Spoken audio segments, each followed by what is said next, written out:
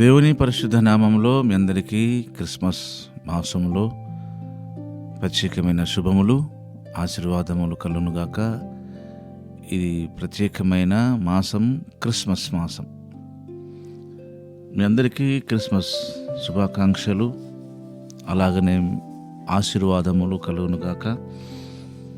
ఈ ఫెస్టివల్ సందర్భంలో మీరంతా చాలా బిజీగా ఉన్నప్పటికీ మీరు దేవుని వాక్యాన్ని లేదా దేవుని వాగ్దాన్ని వినడానికి ఎంతో ఆసక్తిని కనపరచుదాన్ని బట్టి దేవుని మిమ్మల్ని బహుగా దీవించునుగాక, ఆశీర్వదించునుగాక. ఈరోజు కూడా ఒక మాటను మనం బైబిల్ గ్రంథంలో ధ్యానం చేద్దాం. సంఖ్యాకాండము 24వ అధ్యాయములో 17వ వాక్య భాగం. ఆయనను చూస్తున్నాను కానీ ప్రస్తుతము ఉన్నట్టు కాదు, ఆయనను చూస్తున్నాను కానీ సమీపంగా ఉన్నట్టు కాదు. నక్షత్రము యాకోబులో ఉదయించును, రాజదండము ఇశ్రాయేలు నుండి లేచును.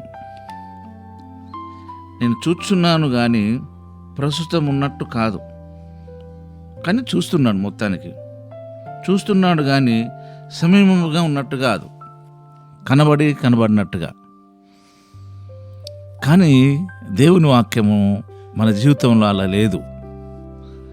మనం ఎలాగైతే ఉన్నామో అలాగే మనల్ని చూపిస్తుంది వాక్యము. దేవుడు ఎలాంటి వాడో అలాగనే చూపిస్తుంది దేవుని వాక్యం. దేవుని వాక్యము అద్దం, మిర్రర్ లాంటిది. మనం కనబడతాము, అందులో దేవుడు కూడా కనబడతాడు. దేవుని వాక్యము మనం తల్లిదండ్రికి రాసిన లెటర్ లాంటిది. దేవుని ప్రేమలేఖ, దేవుడు మనకు రాసిన ప్రేమలేఖ అన్నట్టది. అలాగనే పిల్లలు తల్లిదండ్రికి లేఖ రాయడం, ఆ లేఖ చదువుతున్నప్పుడు తల్లిదండ్రులు రాసిన లేఖలో పిల్లలు చదువుతుంటే తల్లిదండ్రులు అందులో కనబడినట్టుగా, అలాగనే పిల్లలు రాసిన లెటర్ తల్లిదండ్రులు చదువుతున్నప్పుడు పిల్లలు ఆ లెటర్లో కనబడినట్టుగా దేవుడు మన నిమిత్తమే రాసిన ఈ ప్రేమలేఖ అనే బైబిల్ గ్రంథము వాక్యంలో దేవుడు మనకు కనబడతాడు. మనం జాగ్రత్తగా మనము చూచినట్లయితే అని రాయబడ్డది బైబిల్లో. మనం జాగ్రత్తగా చూడాలి దేవుణ్ణి, లేదా దేవుని వాక్యం జాగ్రత్తగా చదవాలి. ఈ వాక్య భాగము సామెతల గ్రంథంలో ఉన్నది. చూడండి ఒకసారి మీరు కూడా బైబిల్ చూసి తెరిచి. సామెతల గ్రంథము 8వ అధ్యాయంలో, నన్ను జాగ్రత్తగా వెతుకువారు నన్ను కనుగొందురు. జాగ్రత్తగా వాక్యాన్ని మనం చూడడం, గమనించడం, దేవుని యొక్క బిహేవియర్, ఆయన మనసు, ఆయన అభిప్రాయాలు, ఆయన ఉద్దేశం అంతా మనకు దేవుడు తెలియచేస్తాడు. ఆయన ఏదో మనకు రహస్యాన్ని దాచి చూపించేవాడు కాడు. గమనించండి, అబ్రహాంతో దేవుడు ఏమన్నాడు? నేను చేయబోయేది అబ్రహాంకు దాచదని అన్నాడంటే దాని అర్థము మీకును దాచనని అర్థం.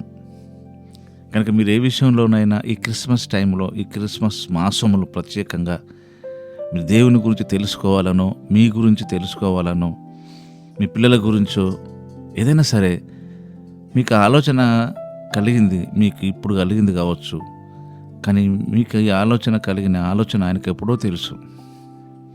ఆయన ఖచ్చితంగా, నిశ్చయంగా ఆయన తన ఉద్దేశాన్ని, తన అభిప్రాయాన్ని నిశ్చయంగా మీకు తెలియజేయడమే కాదు.